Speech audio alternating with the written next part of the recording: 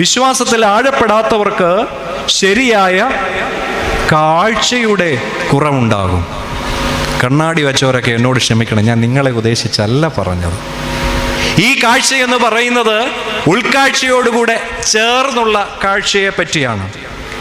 നമുക്കറിയാം, ഏത് കാര്യത്തെയും നാം കാണുന്ന രീതി എങ്ങനെയാണോ അത് വളരെ പ്രധാനപ്പെട്ടതാണ്. സംഖ്യാപുസ്തകം 13-ാം അധ്യായം 32-ാം വാക്യത്തിൽ നമുക്ക് കാണുവാനായിട്ട് കഴിയുന്ന ഒരു സംഭവമുണ്ട്. കാദേശ് ബർനയ എന്ന് പറയുന്ന സ്ഥലത്ത് യഹോവയായ ദൈവത്തിൻ്റെ നിർദ്ദേശപ്രകാരം ഇസ്രായേൽ ഗോത്രങ്ങളുടെ തലവന്മാർ അവർക്ക് വാഗ്ദാനം ചെയ്യപ്പെട്ടിട്ടുള്ള കനാൻ ദേശം പോയി ഒറ്റുനോക്കിയിട്ട് തിരികെ വന്ന് അവർ കണ്ട ദേശത്തെക്കുറിച്ച് മോശയ്ക്ക് റിപ്പോർട്ട് കൊടുക്കുന്ന സന്ദർഭമുണ്ട്. ആ സന്ദർഭം 13-ാം അധ്യായം 32-ാം വാക്യത്തിൽ നമ്മൾ ഇങ്ങനെ കാണുകയാണ്.